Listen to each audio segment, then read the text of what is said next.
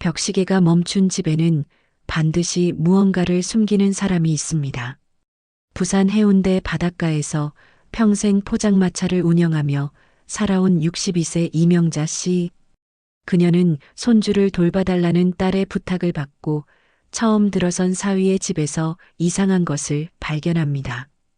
벽시계 뒤에 숨겨진 파랑, 빨강, 노랑, 초록이라는 6살 손주의 노래놀이. 그것은 놀이가 아니었습니다. 수백억 원대 범죄를 숨긴 암호였습니다.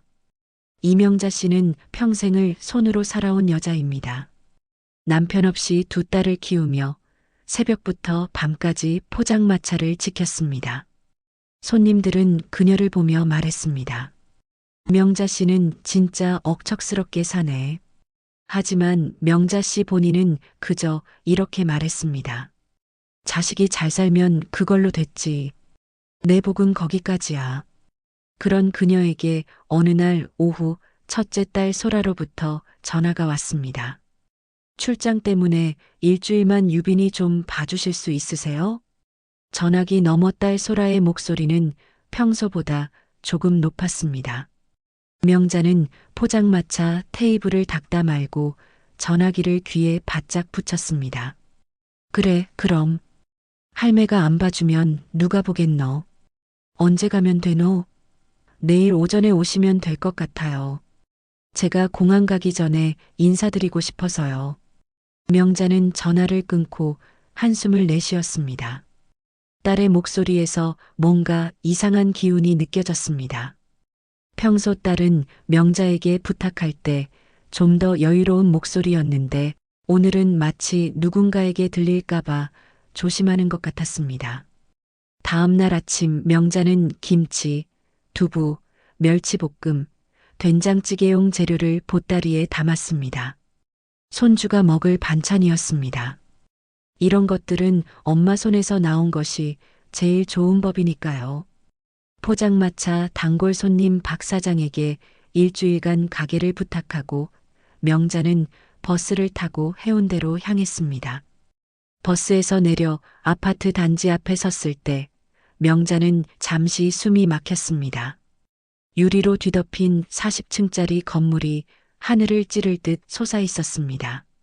로비에 들어서자 차가운 에어컨 바람과 함께 은은한 향기가 코를 찔렀습니다. 명자는 자신의 낡은 운동화를 내려다보았습니다. 바닥은 너무 매끈해서 발소리조차 나지 않았습니다. 32층 3204호 이소라 댁 찾아왔습니다. 경비 아저씨는 명자를 위아래로 훑어보더니 인터폰으로 확인을 했습니다. 명자는 그 시선이 불편했지만 아무 말 하지 않았습니다. 엘리베이터 안에서 숫자가 빠르게 올라가는 것을 보며 명자는 딸이 이런 곳에서 살고 있다는 게 믿기지 않았습니다. 32층에서 내려 복도를 걷는데 복도마저 너무 조용했습니다. 사람 사는 냄새가 나지 않았습니다. 3204호 앞에서 초인종을 눌렀습니다. 문이 열리고 딸 소라가 나왔습니다. 명자는 순간 딸의 얼굴을 보고 가슴이 철렁했습니다. 딸은 웃고 있었지만 그 웃음은 억지로 지은 것처럼 보였습니다. 눈 밑에는 다크서클이 짙었고 뺨은 전보다 훨씬 야위어 있었습니다. 엄마 오셨어요. 어서 들어오세요. 명자는 보따리를 들고 안으로 들어섰습니다. 거실은 명자의 포장마차 3배는 될 만큼 넓었습니다. 흰색 대리석 바닥, 커다란 유리창 너머로 보이는 바다, 그리고 벽면을 가득 채운 책들. 하지만 이상하게도 이 집에는 온기가 없었습니다. 할머니. 그때 6살 손주 유빈이 달려왔습니다. 명자는 유빈을 끌어안았습니다. 아이의 몸은 따뜻했습니다. 적어도 이 아이만큼은 진짜였습니다. 유빈아, 할매 보고 싶었지? 응. 할머니 김치전 먹고 싶었어요. 명자가 웃으며 보따리를 풀려는데 거실 안쪽에서 남자가 나왔습니다. 사위 정민호였습니다. 그는 깔끔한 셔츠에 슬랙스를 입고 있었고 머리는 한 올도 흐트러짐 없이 정돈되어 있었습니다. 장모님 오시느라 고생 많으셨습니다. 정민호는 명자에게 고개를 숙였습니다. 예의는 바른 사람이었습니다. 하지만 그의 눈빛은 차가웠습니다.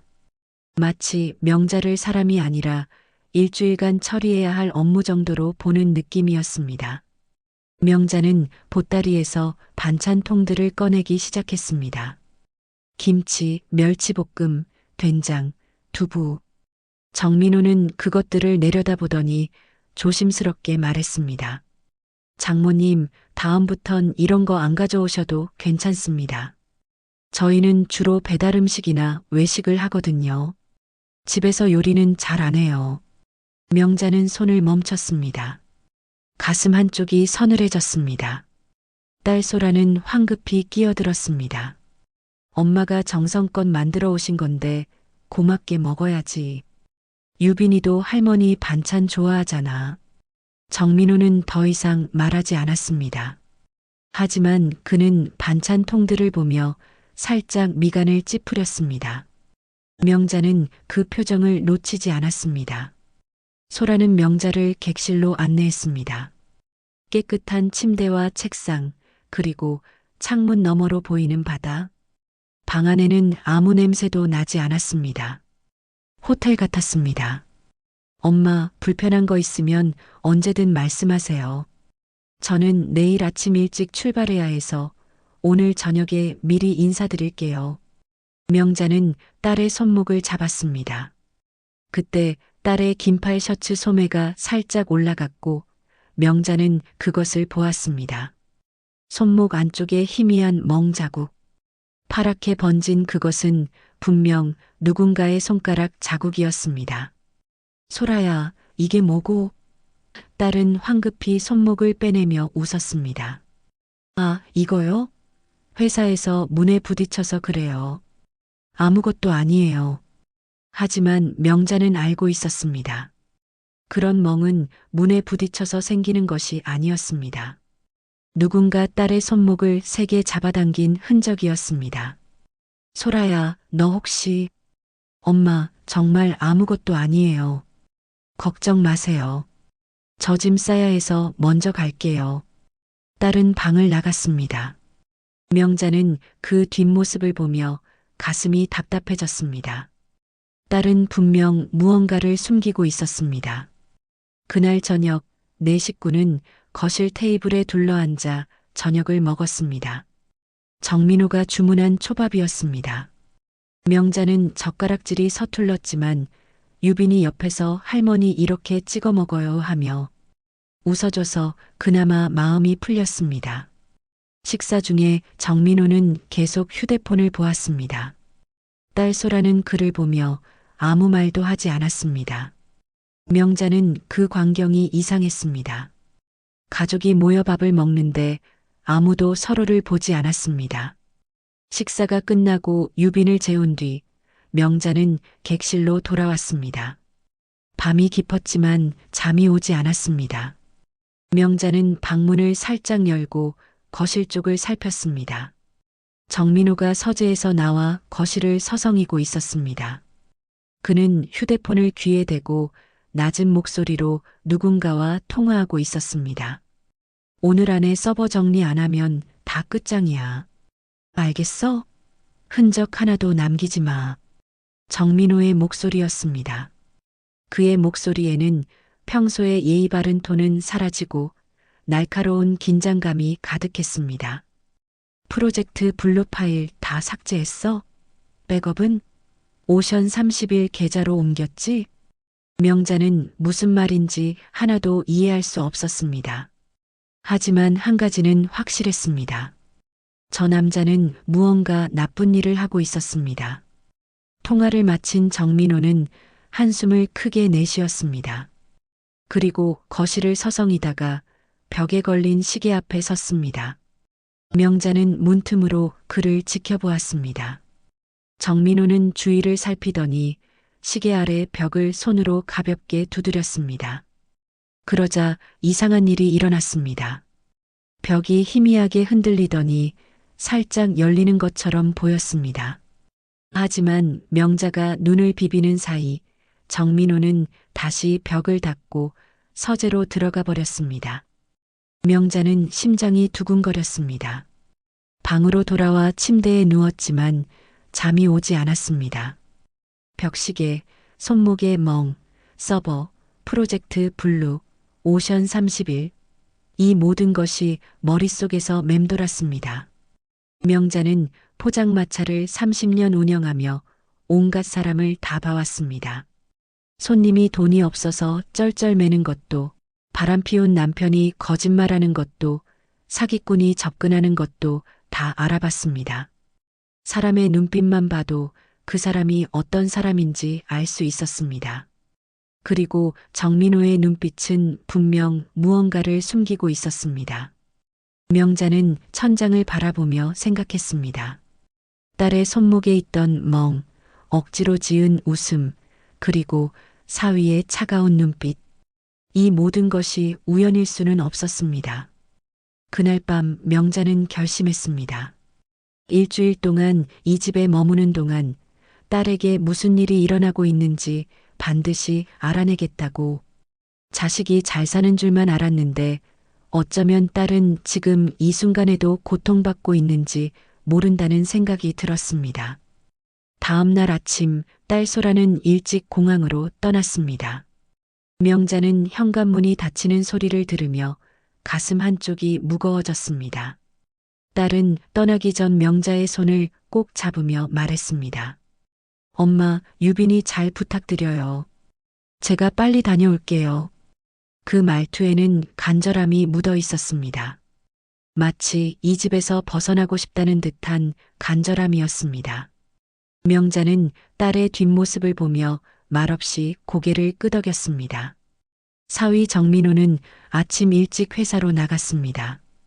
그는 명자에게 간단히 인사만 하고 서둘러 집을 나섰습니다.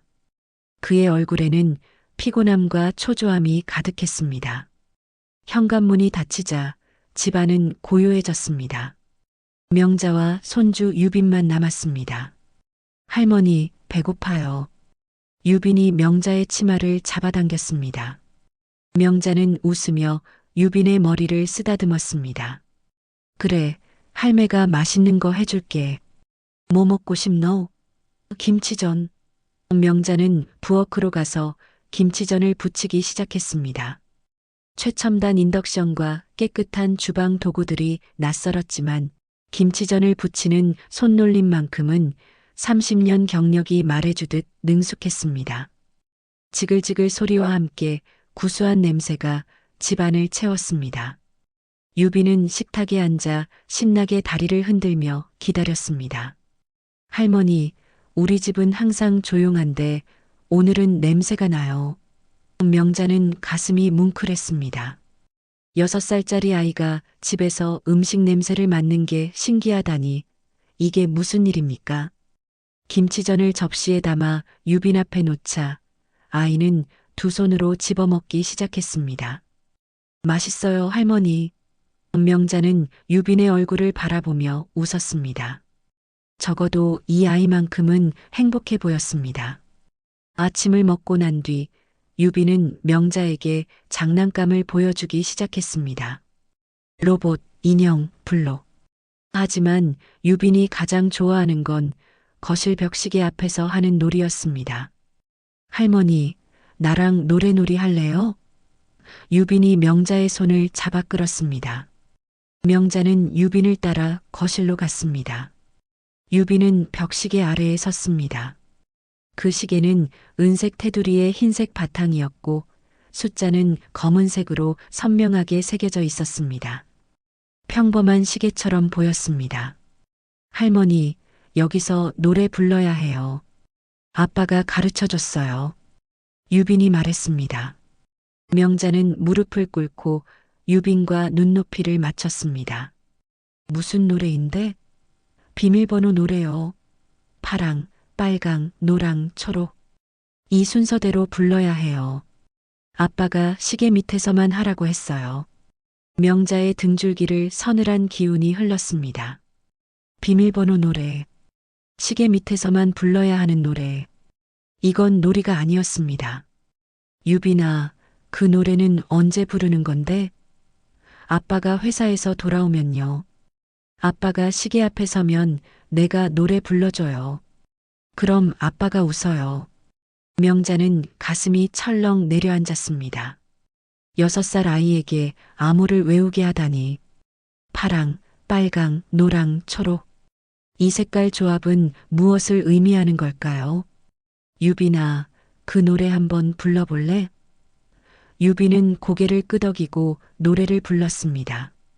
파란 하늘, 빨간 사과, 노란 바나나, 초록 나뭇잎.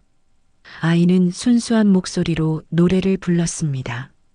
하지만 명자에게 그 노래는 무섭게 들렸습니다. 그것은 놀이가 아니라 훈련이었습니다. 명자는 유빈을 안아주며 말했습니다. 우리 유빈이 노래 참 잘하네. 할머니랑 다른 놀이도 할까? 응. 유빈은 금방 다른 장난감으로 관심을 돌렸습니다. 하지만 명자의 머릿속에는 그 노래가 계속 맴돌았습니다. 파랑, 빨강, 노랑, 초록. 명자는 유빈이 블록을 가지고 노는 동안 슬쩍 벽시계 쪽으로 다가갔습니다. 시계는 똑딱똑딱 소리를 내며 정확히 움직이고 있었습니다. 명자는 시계 테두리를 자세히 살펴봤습니다. 언뜻 보기엔 평범한 시계였습니다. 하지만 시계 아래 벽을 자세히 보니 미세한 틈이 있었습니다. 마치 문처럼 열릴 수 있을 것 같은 틈이었습니다. 명자는 손으로 살짝 눌러봤습니다. 하지만 꿈쩍도 하지 않았습니다. 그날 오후 명자는 유빈과 함께 근처 공원에 산책을 나갔습니다. 유빈은 그네를 타며 깔깔 웃었습니다. 명자는 그 웃음소리를 들으며 잠시나마 마음이 편안해졌습니다. 하지만 집으로 돌아오는 길에 유빈이 또다시 이상한 말을 했습니다. 할머니, 아빠는 밤에 항상 벽이랑 이야기해요. 벽이랑? 응. 벽에 대고 뭐라 말해요. 그럼 벽에서 불빛이 나와요. 파란 불빛이요. 명자는 걸음을 멈췄습니다. 유빈아, 그거 언제 봤어? 자다가 일어나서 화장실 가려고 했는데 거실에서 아빠가 벽 앞에 서 있었어요. 파란 불빛이 예뻤어요. 명자는 유빈의 손을 꼭 잡았습니다. 파란 불빛, 벽 뒤에 무언가가 있었습니다. 명자는 확신했습니다. 그날 저녁 정민호가 퇴근했습니다. 그는 피곤한 얼굴로 집에 들어와 소파에 털썩 주저앉았습니다. 장모님, 저녁은 제가 시켜 먹겠습니다. 신경 쓰지 마세요. 아이고, 괜찮습니다. 제가 된장찌개 끓였는데 같이 드시지요. 정민호는 잠시 망설이다가 고개를 끄덕였습니다. 식사 중에 명자는 정민호를 관찰했습니다. 그는 밥을 먹으면서도 계속 휴대폰을 확인했습니다. 메시지가 올 때마다 그의 얼굴은 굳어졌습니다. 아빠, 비밀번호 노래할까? 유빈이 갑자기 말했습니다. 정민호의 손이 멈췄습니다. 그는 유빈을 쳐다보며 억지로 웃었습니다. 유빈아, 오늘은 안 해도 돼. 아빠 피곤해. 하지만 명자는 그 순간 정민호의 눈빛을 봤습니다. 그의 눈에는 경계심이 가득했습니다. 마치 명자가 무언가를 눈치챌까봐 두려워하는 것 같았습니다. 저녁을 먹고 유빈을 재운 뒤 명자는 거실에 남아 설거지를 했습니다. 정민호는 서재로 들어갔습니다. 명자는 설거지를 천천히 하며 귀를 기울였습니다. 서재 문틈으로 정민호의 목소리가 새어나왔습니다. 내일까지 정리 안 되면 우리 다 죽는 거야. 경찰이 눈치챘어. 서버 백업 오션 30일로 다 옮겨. 명자는 설거지 물을 끄고 조용히 서재 쪽으로 다가갔습니다. 계좌 추적 당하면 끝이야. 파일 암호는 색깔 조합이야. 블루, 레드, 옐로우, 그린. 내가 아니면 아무도 못 열어. 명자는 순간 온몸이 얼어붙었습니다. 블루, 레드, 옐로우, 그린, 파랑, 빨강, 노랑, 초록. 유빈이 부르던 노래였습니다. 사위는 6살 아이에게 범죄의 암호를 노래로 가르쳤던 것입니다. 만약 경찰이 들이닥쳐도 아무도 그 암호가 아이의 노래 속에 숨어 있다는 걸 모를 것입니다. 명자는 분노가 치밀어 올랐습니다. 하지만 참아야 했습니다. 지금 당장 따져 물으면 안 됩니다. 증거가 필요했습니다. 그날 밤 명자는 잠들지 않고 기다렸습니다. 자정이 넘자 정민호가 서재에서 나왔습니다. 명자는 방문을 살짝 열고 지켜봤습니다. 정민호는 거실 벽시계 앞에 섰습니다. 그는 휴대폰을 꺼내 무언가를 조작했습니다. 그러자 벽시계 아래 벽이 소리 없이 열렸습니다. 안에서 파란 불빛이 새어나왔습니다. 정민호는 안을 들여다보며 뭔가를 확인했습니다. 명자는 숨을 죽이고 그 광경을 지켜봤습니다. 벽 안에는 작은 공간이 있었고 거기에는 여러 개의 기계 장치가 깜빡이고 있었습니다. 정민호는 서류 몇 장을 꺼내 확인하고 다시 넣었습니다. 그리고 벽을 닫았습니다. 벽은 다시 매끄럽게 이어졌고 아무 흔적도 남지 않았습니다. 정민호는 주위를 살피고 서재로 돌아갔습니다. 명자는 방으로 돌아와 침대에 앉았습니다. 손이 떨렸습니다. 벽 뒤에 숨겨진 것들, 색깔 암호, 서버, 경찰 추적. 모든 것이 연결되었습니다. 사위는 큰 범죄를 저지르고 있었고 그 증거를 벽 뒤에 숨기고 있었습니다. 그리고 혹시 모를 상황에 대비해 6살 아이에게 암호를 노래로 외우게 했던 것입니다. 명자는 딸 생각에 눈물이 났습니다. 딸은 이 사실을 알고 있을까요? 아니면 모르는 채 살고 있는 걸까요? 손목의 멍은 대체 어떻게 생긴 걸까요? 명자는 결심했습니다. 내일 아침 벽시계의 비밀을 밝혀내겠다고. 다음 날 아침 정민호는 평소보다 일찍 출근했습니다. 그는 명자에게 간단히 인사만 하고 서둘러 현관문을 나섰습니다. 그의 얼굴에는 초조함이 역력했고 눈 밑에는 다크서클이 짙게 내려앉아 있었습니다. 명자는 현관문이 닫히는 소리를 들으며 조용히 숨을 내쉬었습니다. 이제 집에는 명자와 유빈만 남았습니다. 명자는 유빈에게 아침을 먹이고 만화를 틀어줬습니다. 유빈아, 할머니가 잠깐 청소 좀 할게. 여기서 만화 보고 있어. 응, 할머니. 유빈은 텔레비전 앞에 앉아 만화에 푹 빠져들었습니다. 명자는 유빈이 만화를 보는 동안 거실로 향했습니다. 거실 벽시계 앞에 섰습니다. 명자의 심장이 빠르게 뛰었습니다. 어젯밤 본 장면이 생생했습니다. 정민호가 휴대폰을 조작하자 벽이 열렸던 그 순간 명자는 벽을 자세히 살폈습니다. 겉으로 보기엔 평범한 흰색 벽이었습니다. 하지만 시계 아래 부분을 자세히 보니 희미한 선이 보였습니다. 손으로 만져보니 다른 부분과 질감이 살짝 달랐습니다. 명자는 생각했습니다. 어떻게 하면 저 벽을 열 수 있을까? 정민호는 휴대폰으로 뭔가를 조작했습니다. 하지만 명자는 그런 기술을 모릅니다. 명자는 시계를 내려다봤습니다. 그리고 문득 생각이 떠올랐습니다. 시계를 떨어뜨리면 어떻게 될까? 명자는 의자를 가져와 시계 앞에 섰습니다. 그리고 시계를 만지작거렸습니다. 시계는 벽에 단단히 고정되어 있었습니다. 명자는 시계를 살짝 흔들어 봤습니다. 그러자 시계가 조금씩 흔들렸습니다. 명자는 힘을 주어 시계를 앞으로 당겼습니다. 딸각 하는 소리와 함께 시계가 벽에서 떨어졌습니다. 쿵 하는 소리와 함께 시계가 바닥에 떨어졌습니다. 다행히 깨지지는 않았습니다. 명자는 시계가 걸려있던 벽 부분을 살펴봤습니다. 그곳에는 작은 구멍이 있었고 그 안에 미세한 금속선이 보였습니다. 명자는 손가락으로 그 부분을 눌러봤습니다. 아무 반응이 없었습니다. 명자는 다시 벽을 두드려 봤습니다. 똑똑똑. 소리가 다른 부분과 달랐습니다.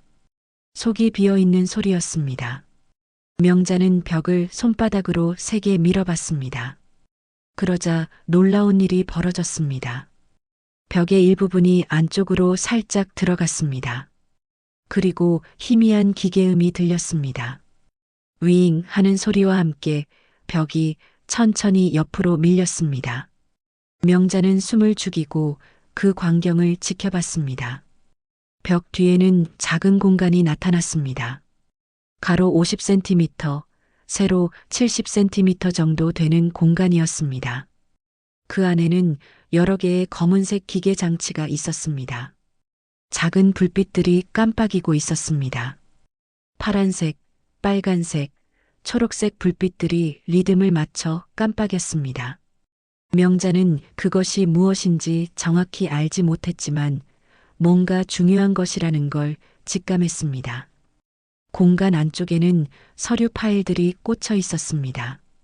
명자는 조심스럽게 파일 하나를 꺼냈습니다. 파일 표지에는 PROJECTBLUE-CONFIDENTIAL이라는 글자가 인쇄되어 있었습니다. 명자는 파일을 열었습니다. 안에는 수많은 숫자와 그래프, 그리고 사람들의 이름이 빼곡히 적혀 있었습니다. 명자는 글을 읽기 시작했습니다. 투자금 회수율 0%, 가상계좌 이전 완료, 피해자 명단 총 847명. 명자의 손이 떨렸습니다. 투자금, 피해자, 가상계좌. 이 단어들의 의미는 하나였습니다. 사기. 정민호는 사람들을 속여 돈을 빼앗고 있었습니다. 명자는 다음 페이지를 넘겼습니다. 거기에는 은행 계좌 번호와 금액이 적혀 있었습니다. 오션 30일 계좌 이체 내역. 총 482억 원. 명자는 입이 떡 벌어졌습니다. 482억 원. 포장마차를 100년 운영해도 벌 수 없는 돈이었습니다. 그 돈이 사람들에게서 사기로 빼앗은 돈이라니. 명자는 분노가 치밀어 올랐습니다.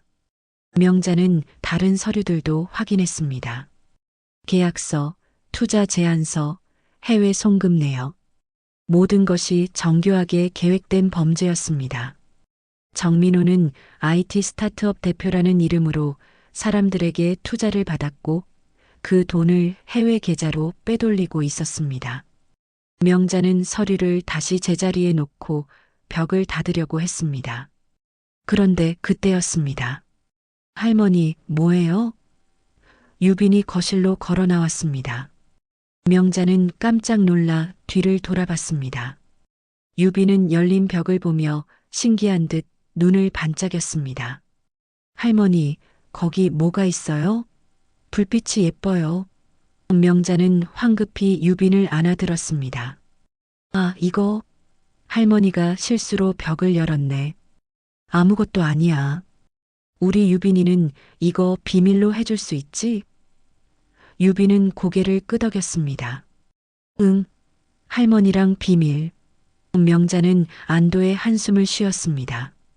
명자는 벽을 다시 밀어 닫았습니다. 벽은 소리 없이 제자리로 돌아갔고 다시 평범한 흰 벽이 되었습니다. 명자는 떨어진 시계를 주워 다시 벽에 걸었습니다. 시계는 여전히 똑딱똑딱 소리를 내며 움직이고 있었습니다. 명자는 유빈에게 간식을 주고 다시 만화를 보게 했습니다. 그리고 자신의 방으로 돌아왔습니다. 명자는 침대에 앉아 생각에 잠겼습니다. 이제 어떻게 해야 할까? 경찰에 신고해야 할까? 하지만 증거가 충분할까? 그리고 무엇보다 딸은 어떻게 될까? 명자는 딸에게 전화를 걸어야 한다고 생각했습니다. 하지만 딸이 출장 중이니 전화를 받을 수 있을지 모르겠습니다. 명자는 휴대폰을 꺼내 딸에게 문자를 보냈습니다. 소라야, 엄마다. 급한 일이 있으니 전화 좀 해다오. 몇 분 후 딸에게서 답장이 왔습니다. 엄마, 지금 회의 중이에요. 무슨 일이세요? 유빈이 아픈가요? 명자는 답장을 보내려다 멈췄습니다. 문자로 이런 이야기를 할 수는 없었습니다. 아니다. 급한 건 아니고 나중에 전화해라. 명자는 휴대폰을 내려놓고 한숨을 쉬었습니다. 이 문제를 어떻게 해결해야 할지 막막했습니다. 포장마차에서는 손님들 사이 싸움을 중재하고 외상값 받아내고 취객들 달래는 게 일이었습니다. 하지만 482억 원짜리 사기 사건은 차원이 달랐습니다. 그날 오후 명자는 유빈과 함께 놀이터에 갔습니다. 유빈은 미끄럼틀을 타며 깔깔 웃었습니다. 명자는 벤치에 앉아 유빈을 바라보며 생각에 잠겼습니다. 저 아이의 아버지는 범죄자입니다. 저 아이는 그 사실을 알까요? 아니, 6살 아이가 알 리 없습니다. 저 아이에게는 아빠가 그냥 아빠일 뿐입니다. 명자는 가슴이 아팠습니다. 그때 명자의 휴대폰이 울렸습니다. 딸 소라였습니다. 명자는 황급히 전화를 받았습니다. 엄마, 무슨 일이세요? 딸의 목소리는 불안했습니다. 명자는 잠시 망설이다가 말했습니다. 소라야, 엄마가 오늘 집에서 이상한 걸 봤다. 이상한 거요? 벽시계 뒤에 벽 안에 뭔가 숨겨져 있더라. 기계 같은 것도 있고 서류도 있고. 전화 너머 딸의 숨소리가 거칠어졌습니다.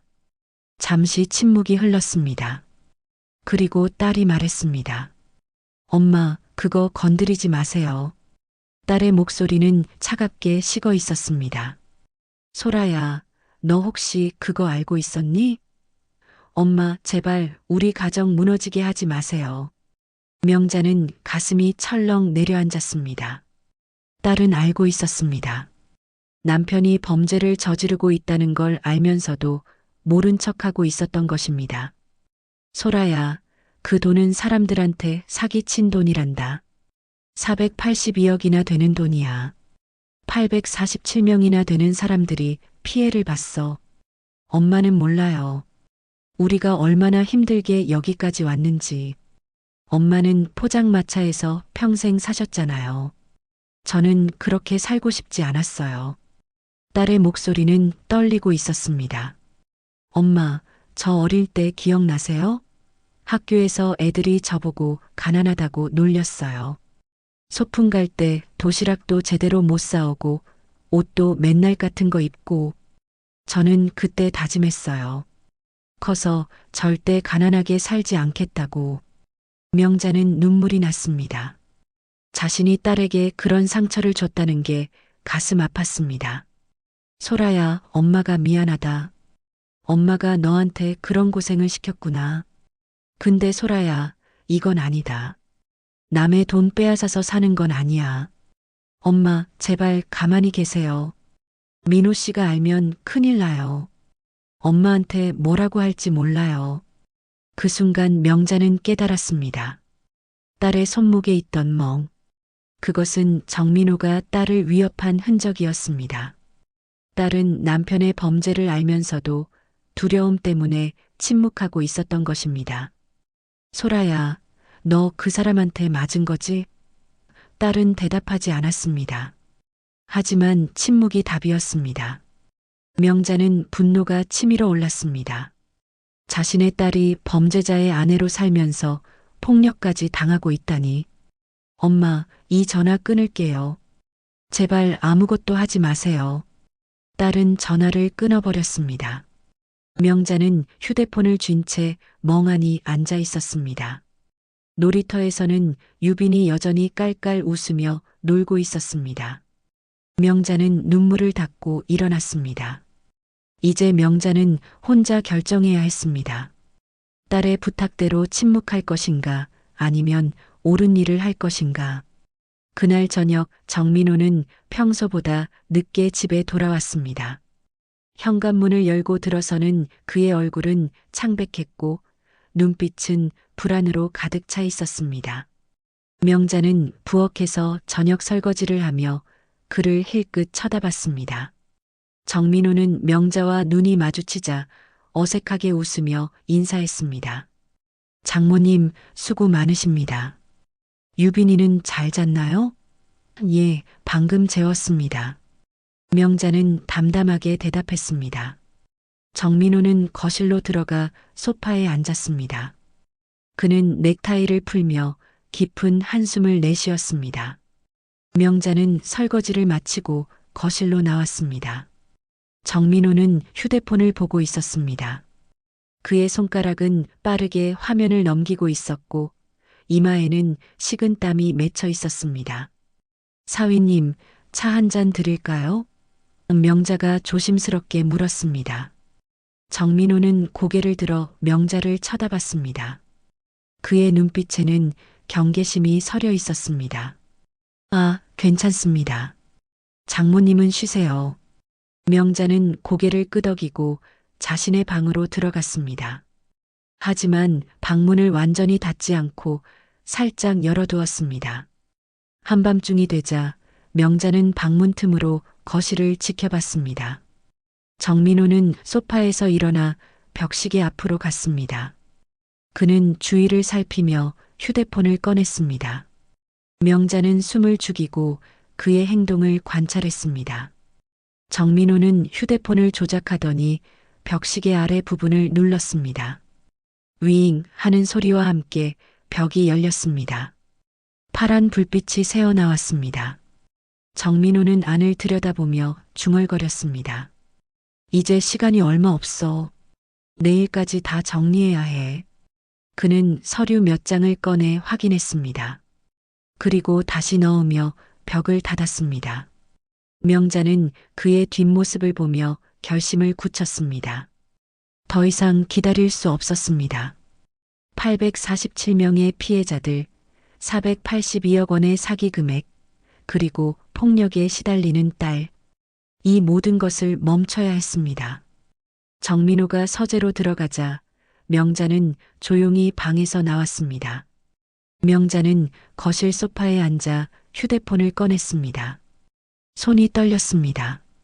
명자는 112를 눌렀습니다. 전화벨이 울렸습니다. 한 번, 두 번, 세 번. 네, 112 신고센터입니다. 무슨 일이십니까? 명자는 심호흡을 하고 말했습니다. 저는 이명자라고 합니다. 부산 해운대에 살고 있습니다. 제 사위가 큰 사기 사건을 저질렀습니다. 지금 신고하려고 합니다. 상대방은 잠시 침묵했습니다. 그리고 신중한 목소리로 물었습니다. 어르신, 구체적으로 어떤 사기를 말씀하시는 건가요? 명자는 낮은 목소리로 또박또박 말했습니다. 제 사위 정민호는 IT 스타트업 대표라는 이름으로 사람들에게 투자를 받았습니다. 하지만 그 돈을 해외 계좌로 빼돌렸습니다.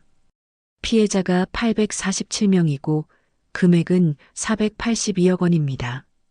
증거는 지방 거실 벽시계 뒤에 숨겨진 서버와 서류에 있습니다. 상대방의 목소리가 진지해졌습니다. 어르신, 정말 확실하신 겁니까? 이건 매우 심각한 사안입니다. 예, 확실합니다. 제가 직접 서류를 봤습니다. 프로젝트 블루라는 파일에 모든 증거가 있습니다. 오션 30일이라는 해외 계좌로 돈을 옮겼습니다. 상대방은 잠시 뭔가를 적는 소리가 들렸습니다. 어르신, 지금 계신 주소를 말씀해 주시겠습니까? 명자는 주소를 알려줬습니다. 알겠습니다. 담당 형사에게 연결해 드리겠습니다. 잠시만 기다려 주십시오. 잠시 후 남자의 목소리가 들렸습니다. 안녕하십니까? 경제범죄 전담 김성훈 형사입니다. 방금 신고 내용을 들었습니다. 혹시 증거를 직접 보셨다고요? 예, 제가 오늘 벽을 열어서 봤습니다. 서류에 피해자 명단도 있고 계좌 이체 내역도 있었습니다. 김 형사는 잠시 생각하더니 물었습니다. 어르신, 혹시 지금 용의자가 집에 있습니까? 예, 서재에 있습니다. 알겠습니다. 어르신, 지금부터 제가 말씀드리는 대로 행동해 주셔야 합니다. 절대 용의자를 자극하지 마시고 평소처럼 행동하세요. 저희가 지금 바로 출동하겠습니다. 30분 안에 도착할 겁니다. 알겠습니다. 명자는 전화를 끊고 소파에 앉아 기다렸습니다. 손은 여전히 떨렸지만 마음은 차분했습니다. 명자는 평생 포장마차를 운영하며 옳고 그름을 배웠습니다. 손님이 술값을 안 내고 도망가면 쫓아가서 받아냈고 부당한 일에는 목소리를 높였습니다. 이번에도 마찬가지였습니다. 아무리 사위라도 아무리 딸이 말린다 해도 잘못된 일은 바로잡아야 했습니다. 30분 후 현관 초인종이 조용히 울렸습니다. 명자는 일어나 문을 열었습니다. 밖에는 정복 경찰 2명과 사복 형사 3명이 서 있었습니다. 김성훈 형사가 조용히 말했습니다. 이명자 어르신이십니까? 예, 맞습니다. 저희는 경제범죄 전담팀입니다. 들어가도 되겠습니까? 명자는 고개를 끄덕이며 문을 열어줬습니다. 경찰들이 조용히 집 안으로 들어왔습니다. 김 형사가 낮은 목소리로 물었습니다. 용의자는 어디 있습니까? 서재에 있습니다. 저쪽입니다. 명자가 서재 쪽을 가리켰습니다. 형사들은 서로 눈빛을 주고받으며 서재 쪽으로 조용히 다가갔습니다. 김 형사가 서재 문을 두드렸습니다. 정민호 씨, 경찰입니다. 문 열어주시겠습니까? 잠시 침묵이 흘렀습니다. 그리고 서재 안에서 황급히 움직이는 소리가 들렸습니다. 뭔가를 찾는 소리, 서랍을 여는 소리. 정민호 씨, 지금 문 열지 않으시면 강제로 개방하겠습니다. 김 형사의 목소리가 단호해졌습니다. 서재 문이 열렸습니다. 정민호가 나왔습니다. 그의 얼굴은 새하얗게 질려 있었고 손에는 노트북이 들려 있었습니다. 무슨 일이십니까? 정민호는 애써 침착한 척했지만 그의 목소리는 떨리고 있었습니다. 김 형사가 수첩을 꺼내며 말했습니다. 정민호 씨, 당신은 사기 및 횡령 혐의로 긴급 체포됩니다. 묵비권을 행사할 권리가 있으며 변호인을 선임할 권리가 있습니다. 정민호의 얼굴이 굳어졌습니다. 그는 명자를 돌아봤습니다. 명자는 그의 시선을 피하지 않고 똑바로 쳐다봤습니다. 장모님, 이게 무슨 짓입니까? 정민호의 목소리가 떨렸습니다. 명자는 차분하게 대답했습니다. 잘못된 일을 바로잡는 겁니다. 847명의 사람들이 당신 때문에 고통받고 있습니다. 그리고 우리 딸도요. 정민호는 입술을 깨물었습니다. 그의 눈에는 분노와 절망이 교차했습니다. 소라는 모르는 일입니다. 소라는 아무 관련이 없어요. 정민호가 외쳤습니다. 김 형사가 끼어들었습니다. 그건 조사를 통해 밝혀질 것입니다. 일단 동행하시죠. 경찰관 2명이 정민호에게 수갑을 채웠습니다. 정민호는 저항하지 않았습니다. 다만 명자를 보며 말했습니다. 소라가 뭐라고 할지 아십니까? 당신이 우리 가정을 파괴했다고 할 겁니다. 명자는 눈물이 났지만 참았습니다. 그래도 이게 맞는 일입니다. 정민호가 끌려나가는 동안 김 형사는 명자에게 물었습니다. 어르신, 증거가 벽시계 뒤에 있다고 하셨는데 저희에게 보여주실 수 있습니까? 물론입니다. 명자는 형사들을 거실로 안내했습니다. 명자는 벽시계 아래 부분을 손으로 눌렀습니다. 윙 하는 소리와 함께 벽이 열렸습니다. 형사들은 놀란 표정으로 그 광경을 지켜봤습니다. 벽 안에는 깜빡이는 기계 장치들과 서류 파일들이 있었습니다. 김 형사는 장갑을 끼고 서류들을 조심스럽게 꺼냈습니다. 프로젝트 블루 오션 31 계좌 이체 내역 피해자 명단. 맞습니다. 이게 바로 저희가 찾던 증거입니다. 다른 형사가 기계 장치들을 촬영하기 시작했습니다. 김 형사는 명자를 돌아보며 말했습니다. 어르신, 용기 있는 신고 감사합니다. 이 증거면 충분히 유죄 판결을 받을 수 있을 것 같습니다. 명자는 고개를 끄덕였습니다. 하지만 마음 한쪽은 무거웠습니다. 딸은 이 소식을 듣고 뭐라고 할까? 손주 유비는 아빠 없이 어떻게 자랄까? 그날 밤 모든 증거 수집이 끝났습니다. 형사들은 명자에게 감사 인사를 하고 떠났습니다. 명자는 텅 빈 거실에 홀로 앉아 있었습니다. 벽시계는 여전히 똑딱똑딱 소리를 내며 움직이고 있었습니다. 새벽 2시였습니다. 명자는 유빈의 방으로 갔습니다. 아이는 평화롭게 잠들어 있었습니다. 명자는 유빈의 이마에 키스를 했습니다. 유빈아, 할머니가 너를 지켜줄게. 앞으로 힘든 일이 있어도 할머니가 항상 곁에 있을 거야. 다음 날 아침 딸 소라에게서 전화가 왔습니다. 딸의 목소리는 울음으로 범벅이 되어 있었습니다. 엄마, 어떻게 그러실 수가 있어요? 어떻게 경찰을 부를 수가 있어요? 명자는 차분하게 대답했습니다. 소라야, 엄마는 옳은 일을 한 거야. 그 사람은 수백 명의 사람들을 파산시켰어. 그 사람들에게도 가족이 있고 삶이 있어. 엄마는 우리 가족은 생각 안 하세요? 유빈이는 어떻게 하고요? 아빠 없는 아이로 살라고요? 딸의 목소리는 절규에 가까웠습니다. 명자는 눈물을 참으며 말했습니다. 소라야, 잘못된 돈으로 사는 게 행복한 줄 아니? 너는 지금도 그 사람한테 맞으면서 살고 있잖니. 그게 내가 원하던 삶이니? 딸은 대답하지 못했습니다. 한참의 침묵 후 딸이 흐느끼며 말했습니다. 엄마, 저 이제 어떻게 살아요? 명자는 단호하게 말했습니다. 내 발로 서서 살아야지. 엄마가 그랬던 것처럼. 포장마차든 뭐든 해서 유빈이 키우고 살면 돼. 엄마가 도와줄 테니까. 딸은 울음을 터뜨렸습니다.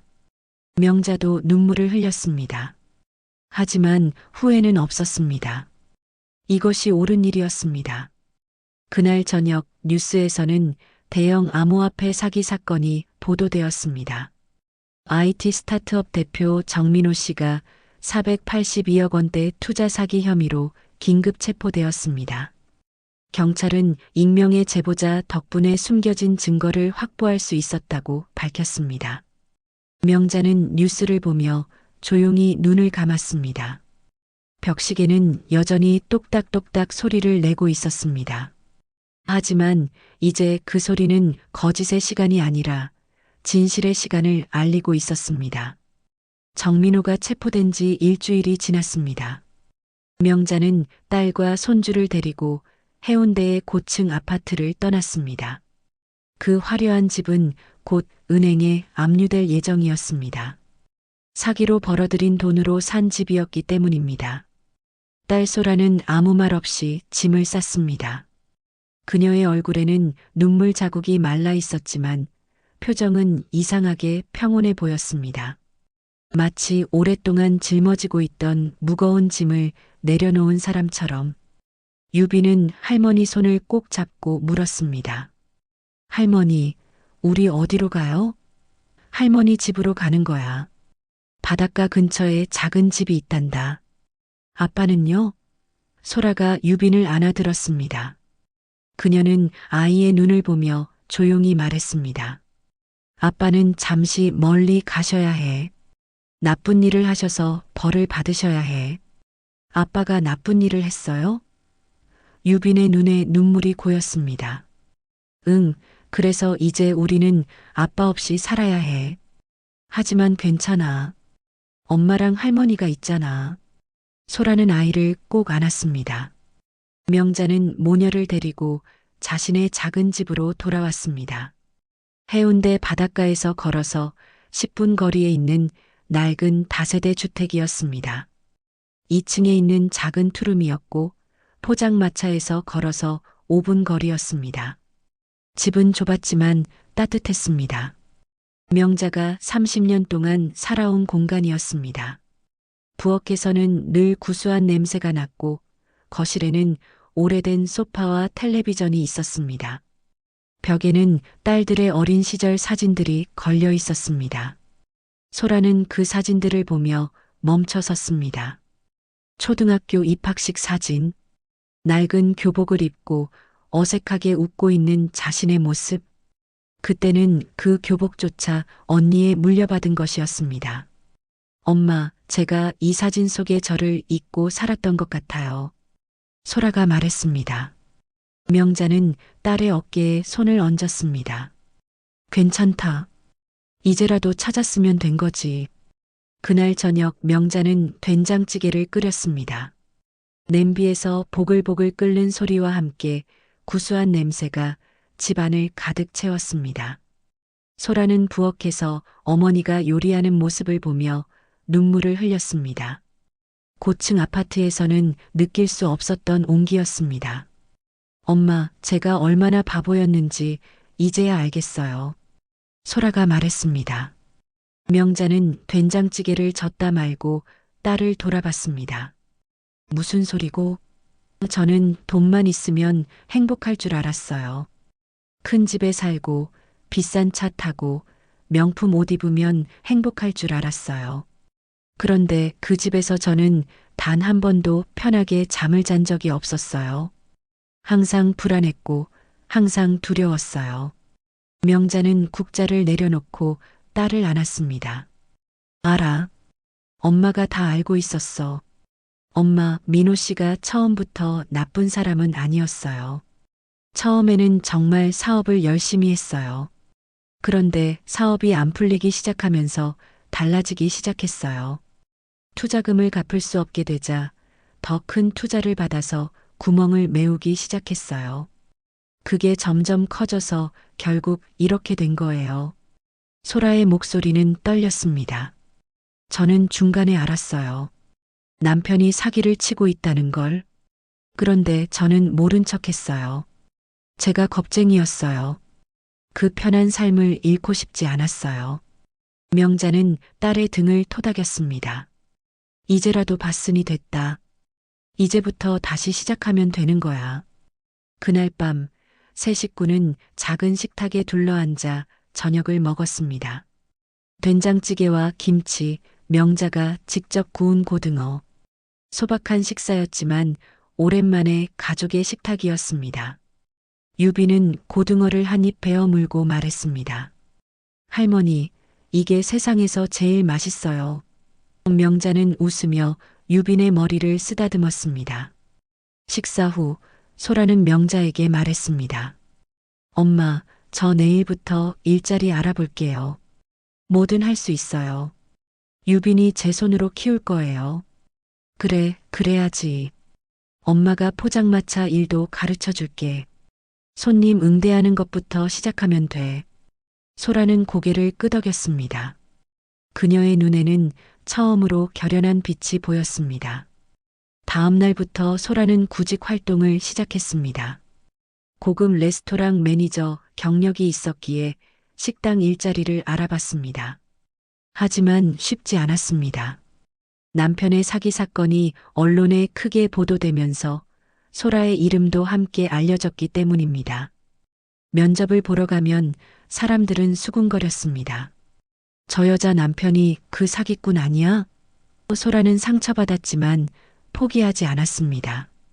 일주일 후 소라는 작은 분식집에서 일자리를 구했습니다. 시급은 최저임금이었고 일은 고됐습니다. 하지만 소라는 불평하지 않았습니다. 그녀는 아침 일찍 일어나 유빈을 어린이집에 데려다주고 분식집으로 출근했습니다. 떡볶이를 볶고 김밥을 말고 설거지를 했습니다. 손은 거칠어지고 얼굴은 피곤해졌지만 그녀의 표정은 이상하게 밝아졌습니다. 어느 날 저녁 소라는 집에 돌아와 명자에게 말했습니다. 엄마, 오늘 손님 한 분이 제가 만든 김밥이 맛있다고 칭찬해 주셨어요. 그 말 한마디가 이렇게 기쁠 줄 몰랐어요. 명자는 웃으며 말했습니다. 그게 진짜 일의 보람이란다. 돈이 아니라 사람들의 고마움, 그게 진짜 백이지. 소라는 고개를 끄덕였습니다. 한 달이 지나자 소라는 저축을 시작했습니다. 비록 적은 돈이었지만 그녀는 매달 통장에 돈을 조금씩 모았습니다. 유빈이 대학 갈 때까지 모아야 해요. 소라는 통장을 보며 다짐했습니다. 명자는 다시 포장마차를 열었습니다. 딸과 손주를 위해 더 열심히 일해야 했습니다. 단골 손님들은 명자를 보며 반겼습니다. 명자 씨, 그 사건 뉴스에서 봤어요. 대단하시더라. 딸 남편을 직접 신고하다니. 아이고, 별거 아닙니다. 잘못된 건 바로 잡아야지요. 명자는 웃으며 국수를 내렸습니다. 저녁이 되면 소라도 포장마차를 도왔습니다. 분식집 일이 끝나면 포장마차로 와서 설거지를 하고 손님을 응대했습니다.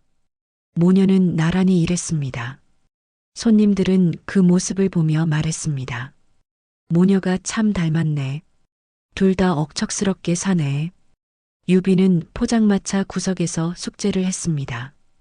국수 끓는 냄새와 손님들의 웃음소리 속에서 자랐습니다.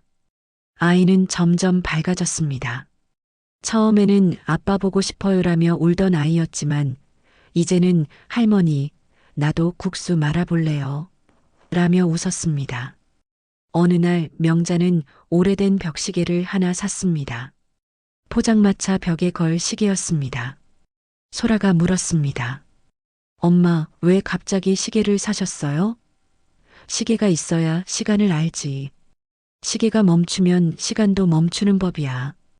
우리는 앞으로 나아가야 하니까 시계도 계속 가야지. 명자는 시계를 벽에 걸었습니다. 시계는 똑딱똑딱 소리를 내며 움직이기 시작했습니다. 그 소리는 포장마차 안을 가득 채웠습니다. 석 달 후 재판이 열렸습니다. 명자와 소라는 법정에 출석했습니다. 정민호는 최수복을 입고 피고인석에 앉아 있었습니다. 그는 명자와 소라를 보며 고개를 숙였습니다. 재판장은 판결문을 읽었습니다. 피고인 정민호는 다수의 투자자를 기망하여 총 482억 원을 편취한 사실이 인정되므로 특정경제범죄가중처벌법상 사기죄로 징역 15년을 선고합니다. 방청석에서는 피해자들의 탄식이 흘러나왔습니다. 명자는 조용히 눈을 감았습니다. 정의가 실현되었습니다. 하지만 기쁘지만은 않았습니다. 손주는 15년 동안 아빠 없이 자라야 했습니다. 법정을 나서는 길에 피해자 중 한 명이 명자에게 다가왔습니다. 어르신, 저는 피해자 김영수라고 합니다. 어르신 덕분에 범인이 잡혔습니다. 정말 감사합니다. 명자는 고개를 숙였습니다.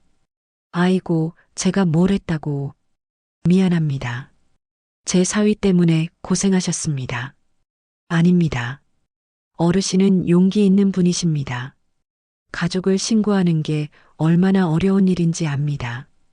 다른 피해자들도 하나둘 다가와 명자에게 감사 인사를 했습니다.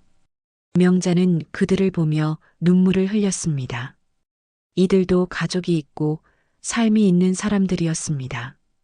그날 저녁 명자는 포장마차에서 국수를 끓이며 생각했습니다. 정의란 무엇일까? 가족을 지키는 것과 옳은 일을 하는 것 중 무엇이 더 중요할까? 명자는 여전히 답을 모릅니다. 하지만 한 가지는 확실했습니다. 거짓 위에 세운 행복은 언젠가 무너진다는 것. 그리고 진실만이 오래간다는 것. 6개월이 지났습니다. 소라는 분식집 주방장으로 승진했습니다. 유비는 초등학교에 입학했습니다. 명자는 여전히 포장마차를 운영했습니다. 어느 날 저녁 유빈이 포장마차에서 숙제를 하다가 물었습니다. 할머니, 우리 집 시계는 왜 안 멈춰요? 명자는 웃으며 대답했습니다. 거짓말이 멈추면 시계는 다시 가는 법이란다. 유빈은 고개를 갸웃거렸습니다. 아직 그 말의 의미를 이해할 나이는 아니었습니다. 하지만 언젠가는 알게 될 것입니다. 진실의 시간은 멈추지 않는다는 것을. 그날 밤 명자는 포장마차 문을 닫고 집으로 돌아왔습니다. 작은 거실에서 소라는 유빈에게 책을 읽어주고 있었습니다. 벽에 걸린 시계는 똑딱똑딱 소리를 내며 정확히 움직이고 있었습니다. 명자는 그 광경을 보며 조용히 미소 지었습니다. 이것이 진짜 행복이구나. 큰 집도 비싼 차도 명품 옷도 없지만 이것이 진짜 가족의 모습이구나. 명자는 소파에 앉아 눈을 감았습니다. 포장마차에서 나는 국수 냄새, 손주의 웃음소리, 딸의 따뜻한 목소리. 이 모든 것이 명자에게는 세상 그 무엇보다 소중했습니다. 벽시계는 여전히 똑딱똑딱 소리를 내며 움직였습니다. 그 시계는 다시는 멈추지 않을 것입니다.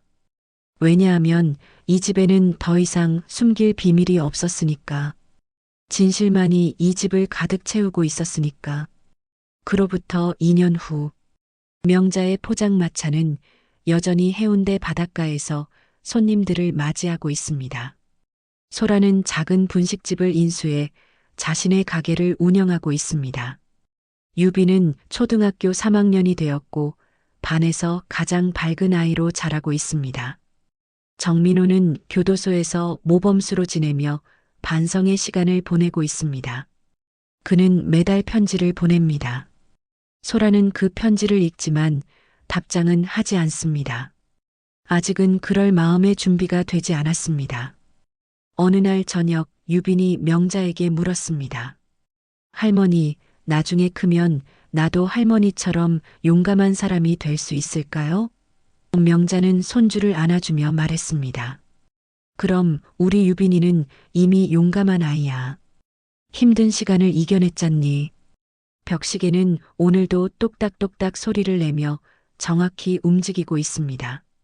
그 시계 소리는 세상이 멈춰도 멈추지 않을 모녀의 심장이었습니다.